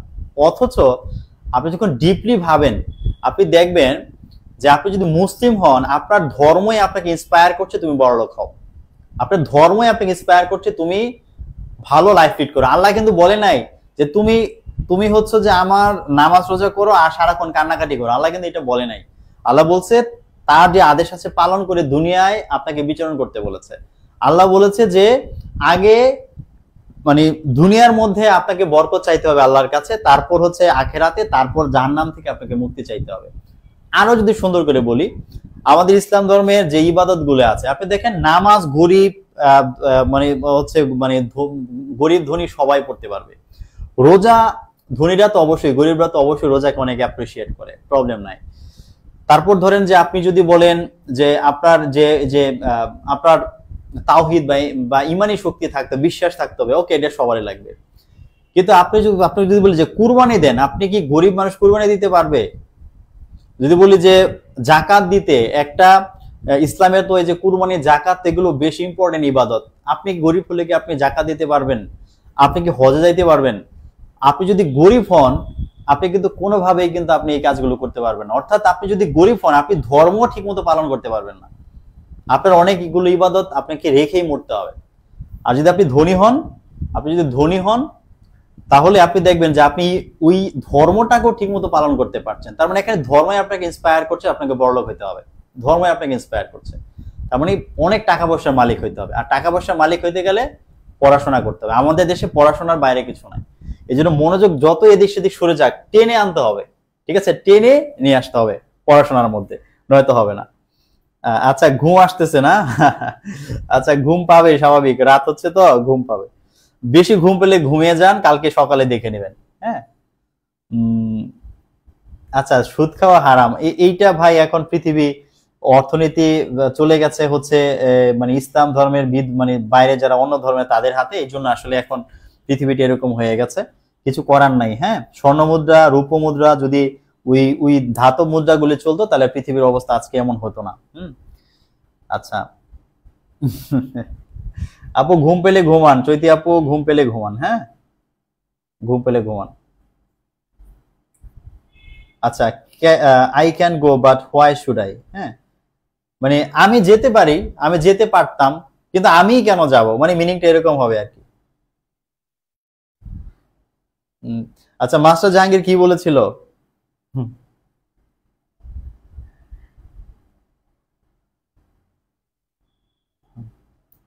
হ্যাঁ, পড়তে ভালো লাগে না মানে আপনি সুস্থ, কিন্তু সুস্থ থাকলে কিছু পাবেন না। কিছু পেতে গেলে অসুস্থ হইতে হবে, মাস্ট। আমি বলে দিই, পাগল ছাড়া কিছু হয় না, পাগল ছাড়া দুনিয়া চলে না, আছে না, আসলে পাগল হইতে হয়।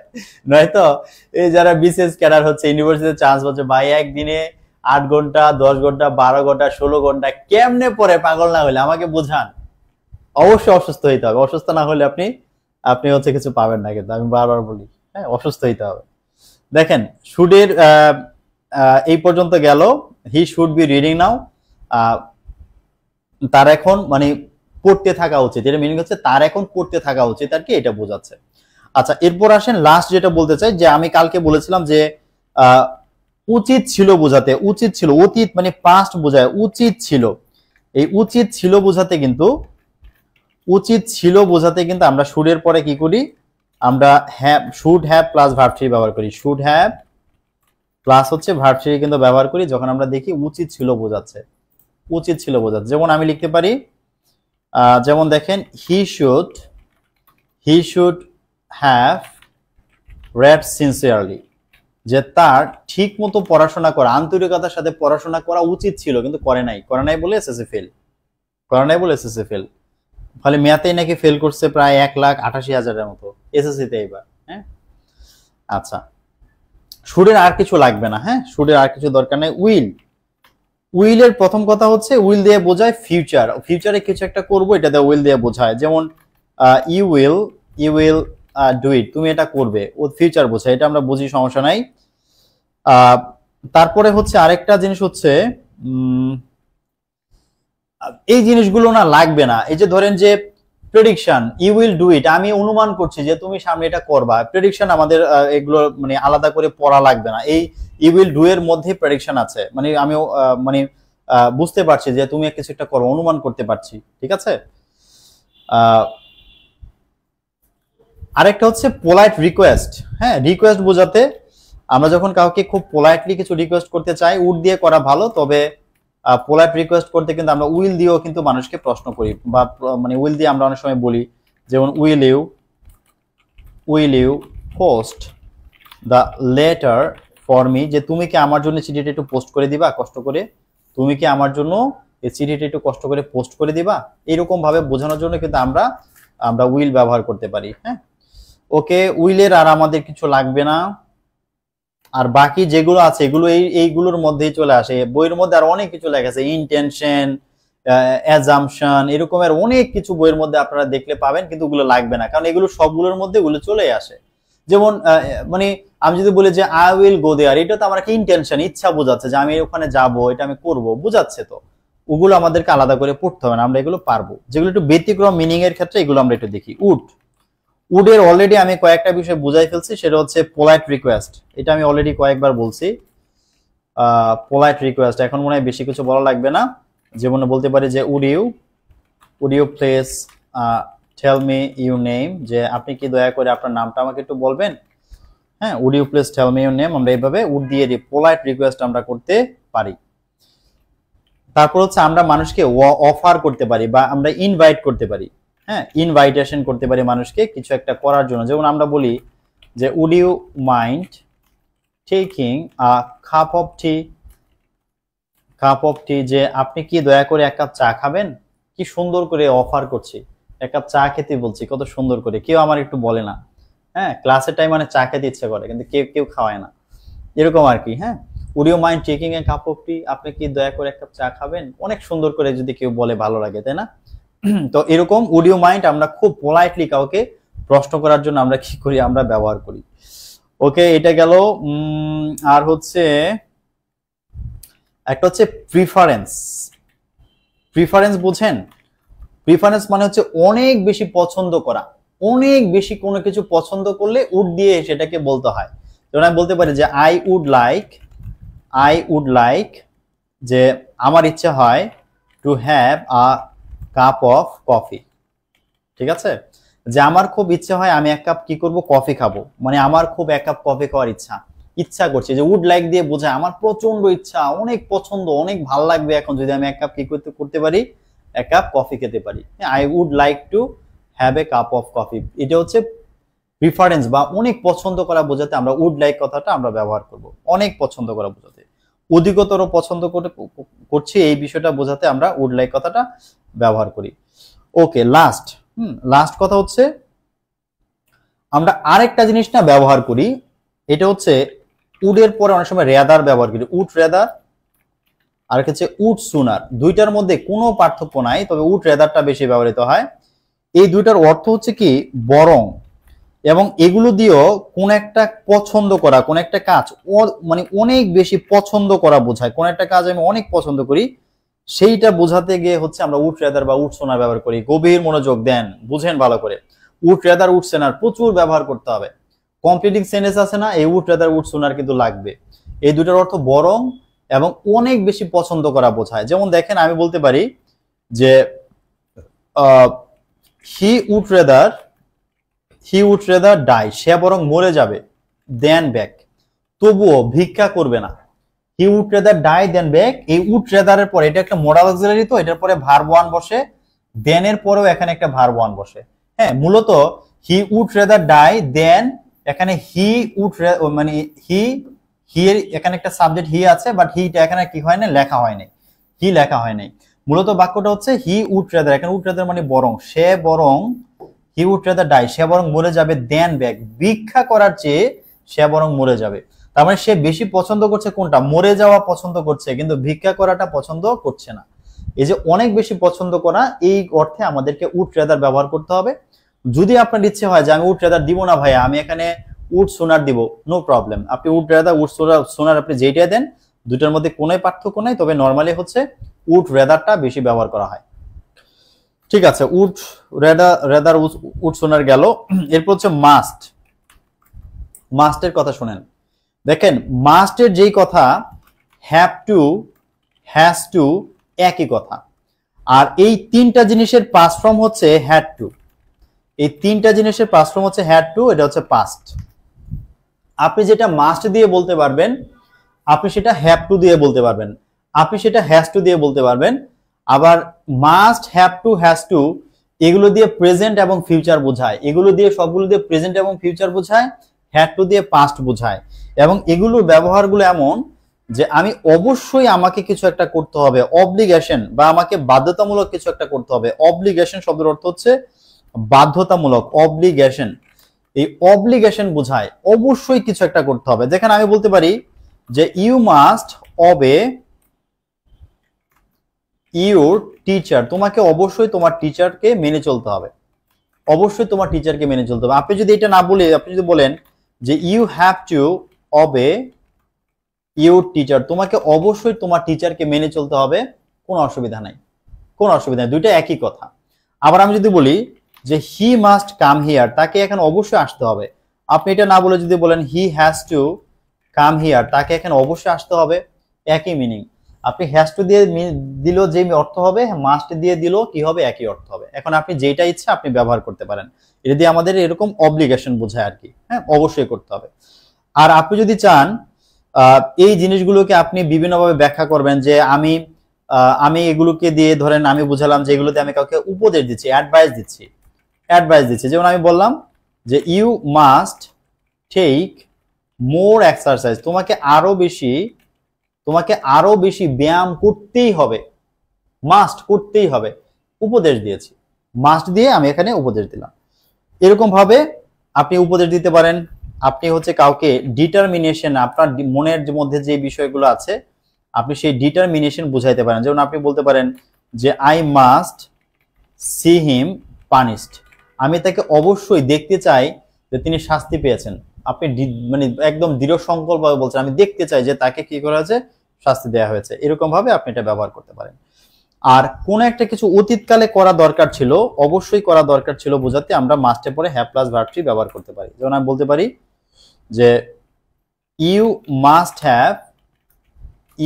হ্যাভ গন দেয়ার, এটা আপনাদের অনেক কাজে দিবে, যে তোমাকে অবশ্যই সেখানে যাওয়া উচিত ছিল কিন্তু তুমি যাও নাই।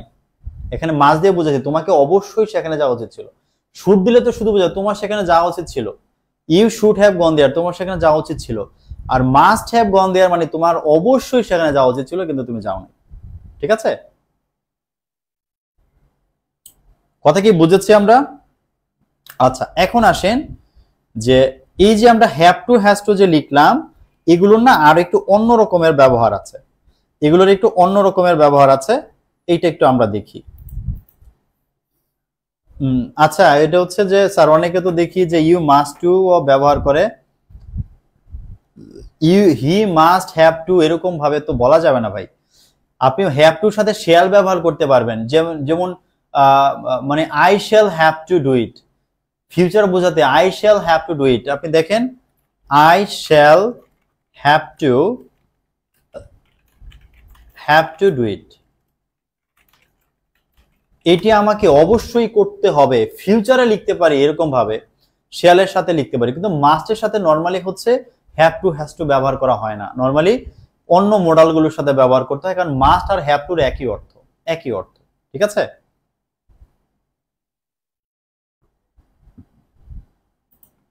আচ্ছা, আশা করি আপনাদের কনফিউশন নাই, কোনো সমস্যা থাকলে বলবেন।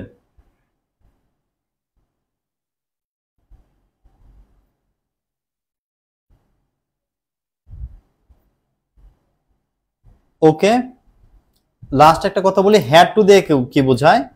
এই সবগুলো বাক্য হচ্ছে, যেমন দেখেন আমি যদি লিখতাম, যে ইউ মাস্ট লার্ন ইংলিশ, তোমাকে অবশ্যই ইংলিশ শিখতে হবে, বা আমি যদি এইভাবে না বলে বলতাম যে you have to learn English, তোমাকে অবশ্যই ইংরেজি শিখতে হবে, হ্যাঁ, ঠিক আছে, you have to learn English বলতে পারতাম, কিন্তু তোমার ইংরেজি শেখা উচিত ছিল, হ্যাঁ, আমি বলতে পারতাম you had to learn English, তোমার ইংরেজি শেখা দরকার ছিল, হ্যাঁ। আমরা এইভাবে এই বাক্যগুলো প্রেজেন্ট এবং ফিউচারে মিনিং দেয়, আর এটা হচ্ছে আমাদেরকে পাস্টে মিনিং দিচ্ছে, ঠিক আছে।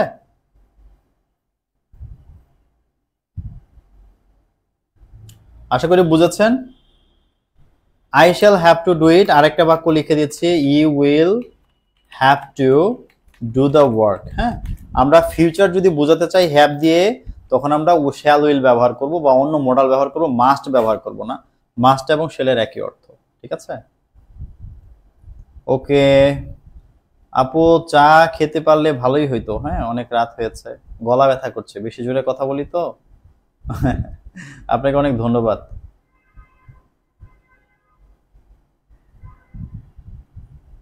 আপনারা কেউ ঢাকা বা গাজীপুরে থাকেন? ঢাকা গাজীপুরে থাকলে কখন আপনাদের সাথে দেখা হতে পারে, কারণ এই দুইটা জায়গাতে যেহেতু আমার ফ্যামিলি থাকে, আমি নর্মালি হচ্ছে এই দুইটা জায়গাতে অনেক বেশি থাকি। আপনারা কি আছেন কেউ গাজীপুর বা ঢাকার? জানাবেন যদি কেউ থাকেন। ওকে, আমরা এবার চলে যাই নিডের ব্যবহার।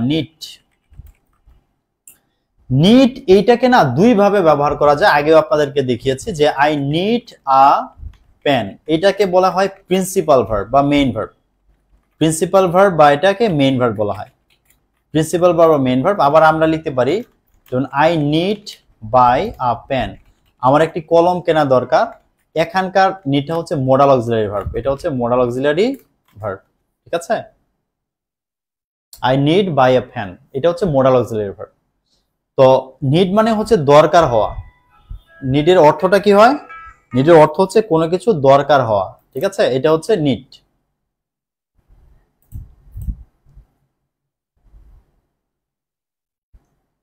আচ্ছা, এরপর আসেন নিড দিয়ে আসলে কি কি করা হয়। নিড দিয়ে আমরা নরমালি কোন একটা কাজ করা দরকার এই বিষয়টা বোঝায়, যেমন I need a buy a pen, আমার একটা কলম কেনা দরকার, এই বিষয়টাই মূলত আমরা বুঝিয়ে থাকি। আবার কোনো কিছু দরকার ছিল না, কোনো কিছু দরকার ছিল না বোঝাতে আমরা যেটা করি, দরকার ছিল না, খেয়াল করেন, দরকার ছিল না, দরকার ছিল না বোঝাতে, আচ্ছা আমাকে একটু সময় দিবেন, হ্যাঁ, একটু সময় দিবেন আমাকে জাস্ট।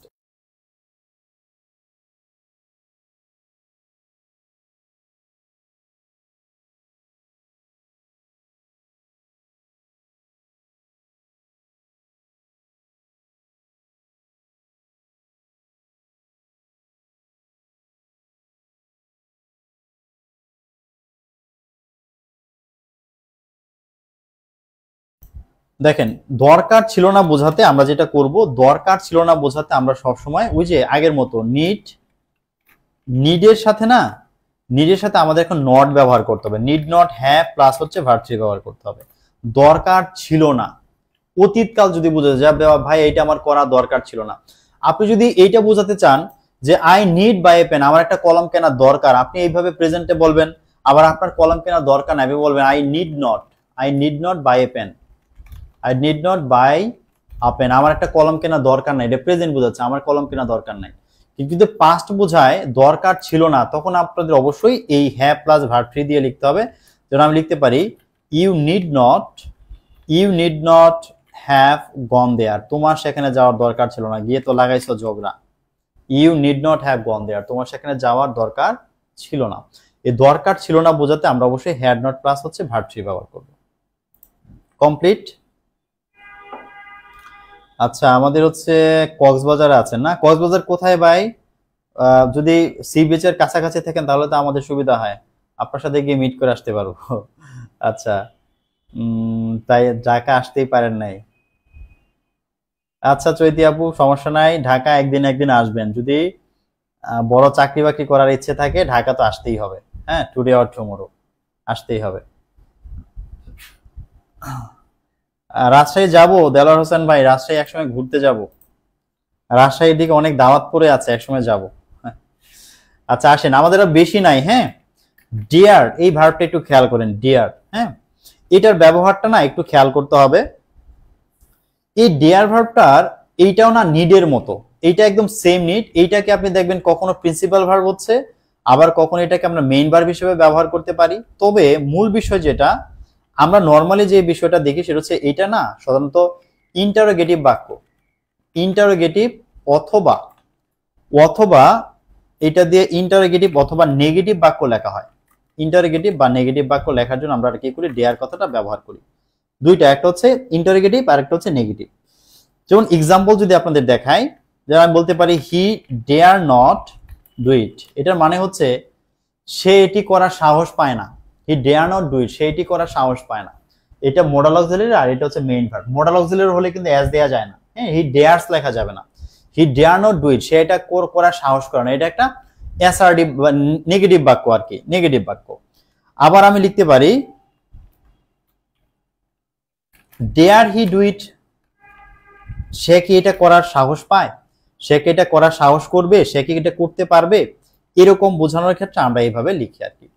আর একটা জনপ্রিয় বাক্য আছে how dare you, how dare you, তোমার এত সাহস কেমনে হয়, তুমি এত সাহস কেমনে পাও, এই প্রশ্ন করার জন্য আমরা ডেয়ার কথাটা ব্যবহার করি, হাউ ডেয়ার ইউ। ঠিক আছে, এটা একটা জনপ্রিয় বাক্য, যে কেউ যখন কোনো কিছু করে ফেলে তখন আমরা এরকম ভাবে হাউ ডেয়ার ইউ বলি। তবে এটা কিন্তু পাস্টে বলা যাবে, হাউ ডেয়ার ইউ। আপনি ডেয়ারের পাস্ট ফর্ম আছে কিন্তু ডেয়ার ইউ, এটা হচ্ছে মেইন ভার্ব হিসেবে ব্যবহৃত হচ্ছে। হাউ ডেয়ার ইউ মানে হচ্ছে কেমনে, তোমার এত সাহস কেমনে হয়েছিল, তোমার এত সাহস কেমনে হয়েছিল, তখন ডেয়ারকে কিন্তু এভাবে পাস্টও করা যায়। হ্যাঁ how dare you say so, how dare you say so, তোমার এইটা বলার সাহস কেমনে হইলো, তোমার এইটা বলার সাহস কেমনে হইলো। ঠিক আছে, আশা করি বুঝেছেন। How dare you say so, তোমার এটা বলার এত মানে তোমার সাহস কেমনে হয়েছে, মানে রেগে টেগে বলতেছে আর কি। ওকে, এই দুইটা ব্যবহার বেশি ইম্পর্টেন্ট, আমরা এইভাবে একটু পড়বো তাহলে ইনশাল্লাহ আমরা পারবো। ডেয়ারের আর কিছু লাগবে না, হ্যাঁ এতটুকু জানলে হবে। এবার দেখেন একটা মডাল অক্সিলারি হচ্ছে ইউজ টু, ইউজ টু একটা মডাল অক্সিলারি। এই ইউজ টু দিয়ে বোঝায় যে অতীতকালের কোন একটা অভ্যাস, কোন একটা কিছুর অভ্যাস, কিছু একটা করছিলাম সেটা বোঝায় আর কি। যেমন I use to drink tea, drink tea যে আমি চা পানে খুব অভ্যস্ত ছিলাম, আমি চা খেতে খুব ভালো লাগতো। হ্যাবিট বোঝায়, ইউজ টু দিয়ে আমরা শুধু মনে রাখবো যেটা দিয়ে আমাদের হ্যাবিট বোঝায়। হ্যাবিট কোন একটা কিছু আমি অতীতকালে খুব অভ্যস্ত ছিলাম, আমি খুব করতাম কোন একটা কাজ, এটা বোঝাতে আমরা ইউজ টু কথাটা ব্যবহার করি। যেমন আরেকটা বাক্য লিখতে পারি, যেমন দেখেন আমি লিখতে পারি উমর রাদিয়াল্লাহু আনহু, দেখেন used to lead a simple life, তিনি খুব একটা সাধারণ জীবন যাপন করতেন। এই সাধারণ জীবন যাপন কথা করা অর্থে আমরা কি করতে পারবো, এই ইউজ টু কথাটা ব্যবহার করতে পারবো, একদম সব সময় কাজটি তিনি করতেন আর কি। ওকে, এবার আসেন এম টু, তারপর হচ্ছে ইজ টু, আর টু, তিনটে একই কথা। আর এগুলোর পাস্ট হচ্ছে ওয়াজ টু, আর হচ্ছে এগুলোর পাস্ট হচ্ছে ওয়ার টু। হ্যাঁ, এগুলো প্রেজেন্ট আর এটা হচ্ছে পাস্ট। এগুলো দিয়ে কি বোঝায়? এগুলো দিয়ে বোঝায় না ডিউটি, এগুলো দিয়ে বোঝায় ডিউটি, কোন একটা দায়িত্ব অথবা নেসেসিটি, অথবা কোন একটা প্রয়োজন আমাদের করতেই হবে। হ্যাঁ, তো ডিউটি এবং নেসেসিটি বোঝাতে গিয়ে আমাদের কি করতে হয়, এই am to, is to, are to, was to, were to আমাদের কি করতে হয়, ব্যবহার করতে হয়। যেমন আমি একটা এক্সাম্পল দিই, আমি বলতে পারি I am to look after, look after, একটু মিনিংটা খেয়াল করেন, এটা অনেকে বুঝে না। প্যারেন্টস, দেখেন এটাতে ডিউটি বোঝাচ্ছে, এটা মিনিংটা কি জানেন? এটা মিনিংটা হচ্ছে I am to look after my parents. ভাই রে, আমার তো এটা দায়িত্ব, আমার এটা সুন্দর মিনিং হয়, আমাকে আমার বাবা মায়ের দেখাশোনা করতে হয়, করতে হয়। যদি আমি বলতাম I look after my parents, আমি যদি বলতাম I look after my parents, এটা দিয়ে বোঝাতো যে আমি আমার বাবা মায়ের দেখাশোনা করি। আর যখন বলছে I am to look after my parents, এটা অর্থ হচ্ছে ভাইরে আমাকে করতে হয়, এটা আমার দায়িত্ব, আমি না করে পারি না, এটা না করলে আমার গুনাহ হবে, পাপ হবে, অন্যায় হবে। I am to, I am to মানে আমাকে করতে হয়, আমি বাধ্যতামূলক, আমাকে এটা করতে হয়, আমি বাধ্য এটা করার জন্য, এটা বোঝায় আর কি। যেমন আমি যদি বলি he is to work hard for his boss, অর্থাৎ তাকে তার বসের জন্য কঠোর পরিশ্রম করতে হয়, কারণ এটা তার দায়িত্ব। সে ইচ্ছে করে করে না, তাকে করতে হয়। যদি সে না করে তার সমস্যা হয়ে যেতে পারে। হ্যাঁ, আমি বলতে পারি যে he was to attend the function, তাকে এই ফাংশনে তাকে কি করতে হয়, হি ওয়াজ টু অ্যাটেন্ড দ্য ফাংশন, তাকে এই অনুষ্ঠানে অংশগ্রহণ করতে হয়েছিল, সে ইচ্ছে করে আসে নাই, কিন্তু করতে হয়েছিল, তার দায়িত্ব বা সে বাধ্যতামূলক, সে কি করেছিল, এটাতে হচ্ছে সে অংশগ্রহণ করতে বাধ্য হয়েছিল আর কি, তার দায়িত্ব ছিল, এটা বোঝায় আর কি। ওকে, আমি আশা করি এটা বুঝেছেন আপনারা। আর ছোট্ট করে দুইটা কথা বলবো, তাহলেই হয়ে যাবে, ছোট্ট করে, আর বেশি না, 5 মিনিট সময় নিব। একটা হচ্ছে গোয়িং টু, বা আমরা বলতে পারি বি গোয়িং টু। এখানে বি মানে am is are was were, be মানে am is are was were, এটা দিয়ে বোঝায় কোনো একটা কিছু করতে যাচ্ছি, কোনো একটা কিছু হতে যাচ্ছে, এটা বোঝায়। যেমন দেখেন I am going to start a new course, আমি একটা নতুন কোর্স শুরু করতে যাচ্ছি, আমি একটা নতুন কোর্স শুরু করতে যাচ্ছি। দেখেন যাচ্ছি, কিছু একটা করব, কিছু একটা করতে যাচ্ছি, কিছু একটা করার আমি একটা প্ল্যান করছি। হ্যাঁ, এই বিষয়টা বোঝাতে গিয়ে আমরা কি করব, এই কথাটা ব্যবহার করি, I am going to start a new course. আমি বি এর জায়গায় পাস্টের ওয়াজ ওয়্যারও ব্যবহার করতে পারি। দেখেন আমি বলতে পারি যে he was going to open a new shop, তিনি একটা নতুন দোকান শুরু করতে যাচ্ছিলেন। He was going to open a new shop, তিনি একটা নতুন দোকান শুরু করতে যাচ্ছিলেন। এই গোয়িং টু মডাল অক্সিলারি, আর এটা মেইন ভার্ব। এটা হচ্ছে am going to modal auxiliary, এই পুরোটা মডাল অক্সিলারি, আর এটা হচ্ছে মেইন ভার্ব। তিনি একটা নতুন দোকান শুরু করতে যাচ্ছিলেন, কিন্তু তখন হঠাৎ করে তিনি বিদেশ চলে গেলেন, তিনি আর দোকানটা শুরু করতে পারেন নাই, বা তিনি শুরুটা করেন নাই আর কি। এটা হচ্ছে গোয়িং টু এর মূল বিষয় আর কি। ভবিষ্যতে কিছু একটা হতে যাচ্ছে, করতে যাচ্ছি, এই রকমের প্রেডিকশন বোঝাতে গিয়ে আমরা এটা ব্যবহার করি। লাস্ট, সেটা হচ্ছে হ্যাড বেটার। দেখেন হ্যাড বেটার, এটা একটা মডাল অক্সিলারির মতো কাজ করে। কেউ বলেছেন এটা মডাল অক্সিলারি, কেউ বলেছেন মডাল অক্সিলারি না, বাট আমরা একটু জানি এটার অর্থ হচ্ছে বরং। আপনি মডাল বলেন আর না বলেন, জানতে হবে এটার অর্থ বরং। আমরা বলতে পারি যে ইউ হ্যাড বেটার গো নাও, এটা অর্থ হচ্ছে তুমি বরং এখন যাও, তুমি বরং গিয়ে এখন কিছু একটা করো। যেমন বলতে পারি you had better meet a doctor, তুমি বরং একজন ডাক্তারের সাথে দেখা করো, তুমি বরং একজন ডাক্তারের সাথে কি করো, দেখা করো। বা you had better see a doctor, আমরা সিও বলতে পারি এখানে, you had better see a doctor, তুমি বরং একজন ডাক্তার দেখাও। তাহলে হ্যাড বেটার অর্থ বরং, এই হ্যাড বেটারের পর এরকম বেস্ট ফর্ম, এটা মডাল অক্সিলারির মতো কাজ করে, বেস্ট ফর্ম দিতে হবে। ঠিক আছে, আমি একটা কথা বলি, একদম দরকার যে মডেলগুলো ছিল, যে ব্যবহারগুলো শেখা দরকার ছিল, আমি এগুলো সবগুলোই মোটামুটি আলোচনা করে দিলাম।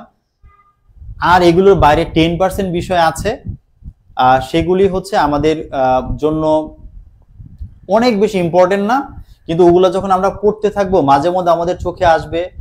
ধরেন যে কোনটাকে নেগেটিভ করতে গেলে ডিড নট লাগে, কোনটাকে নেগেটিভ করতে গেলে ওটার পরে নট দেওয়া যায়, এরকম অনেক কিছু বিষয় আছে। এগুলো আমি আশা করছি আপনারা বুঝবেন। আচ্ছা, আমি সরি, আমি মনে একটা মিস করেছি, সেটা হচ্ছে অট টু এর কথাটা তো বলি না, এটা তো রেখে দিলে একটু বাদ পড়ে যায়। অট টু, হ্যাঁ, এটা একটু বলে দিই লাস্ট। অট টু মানে হচ্ছে, ought to one kind of should বোঝায়। এটার মানেটা হচ্ছে শুড, কোন একটা কিছু করা উচিত, ভালো কাজ, সৎ কাজ, বা কোন একটা মহান কাজ করা, হ্যাঁ, এই মানে বোঝাতে আমাদেরকে অট টু ব্যবহার করতে হয়। কোন একটা মহান কাজ করার ক্ষেত্রে অট টু ব্যবহার করতে হয়। যেমন আমি বলতে পারি যে we ought to love our country, দেশকে ভালোবাসা একটা মহৎ কাজ, হ্যাঁ, we ought to love our country. আমি বলতে পারি we ought to respect our elders, যে আমাদের বড়দেরকে কি করতে হবে, সম্মান করতে হবে। এরকমের যে মহৎ কাজগুলো আছে, ভালো কাজগুলো আছে, এগুলো বোঝাতে আমরা অট টু ব্যবহার করি। আপনি অট টুর ব্যবহারে শুড বলতে পারেন, যে we should love our country, we should respect our elders, আপনি বলতে পারতেন। Ought to one kind of should, শুধু এই বিষয়টা মাথায় রাখবো, মহৎ কাজ করতে আমরা কি করছি, অট টু ব্যবহার করছি। তো আজকে এই পর্যন্ত থাকুক, ইনশাল্লাহ আপনারা এগুলো একটু পড়ে নেবেন। আমরা ইনশাল্লাহ আগামী ক্লাসে যুক্ত হব। কালকেও আপনাদের ক্লাস হবে ইনশাল্লাহ। কালকে থেকে আমরা শুরু করছি রাইট ফর্ম অফ ভার্ব। ওকে ওকে সম্রাট বালি ভাই, 9টায় ক্লাস, বেস্ট টাইম আপু, ঠিক আছে, বাট আজকে আমি একটু বাইরে ছিলাম। সব দিন তো আসলে সেম ওয়েতে, মানে সেম পজিশনে থাকি না, মাঝে মধ্যে একটু এলোমেলো হয়, হ্যাঁ, এই জন্য আজকে 9টায় শুরু করতে পারি নাই। বাট মানে সবসময় 9টায় নেওয়ার চেষ্টা করব, হ্যাঁ, বাট মাঝে মধ্যে একটু স্যাক্রিফাইস করতে হবে, অনেক সময় একটু প্রবলেম হয় আর কি। আর আমি ক্লাসগুলো মিস করতে চাচ্ছিলাম না, কারণ আমি একটু শুক্রবার বাড়িতে একটা পারিবারিক অনুষ্ঠান আছে, আমি একটু হয়তো শুক্র শনিবার ঢাকার বাইরে থাকবো, যখন ক্লাসগুলো এই জন্য মিস করতে চাইনি, হ্যাঁ, এই জন্য যেহেতু বাইরে ছিলাম একটু কষ্ট হলো নিয়ে নিলাম, হ্যাঁ। আচ্ছা, একটু কষ্ট হবে, বেশি কষ্ট হলে রাতে ক্লাস করার দরকার নাই। আপনার যাদের কষ্ট হয় সকালে বা কালকে রেকর্ড দেখে নেবেন, পরের দিন সকালবেলা উঠে রেকর্ড দেখে নেবেন, সেটা ভালো হবে। ঠিক আছে শাহানা, ইয়াসমিন আপু, আপনি তাহলে খুব সি বিচের কাছাকাছি থাকেন। আমার এক বন্ধু আছে, ওখানে এক এনজিওতে কাজ করে, হয়তো আপনার আশেপাশেই হয়তো বাবা থাকে, ওর বাসা ওখানেই হবে।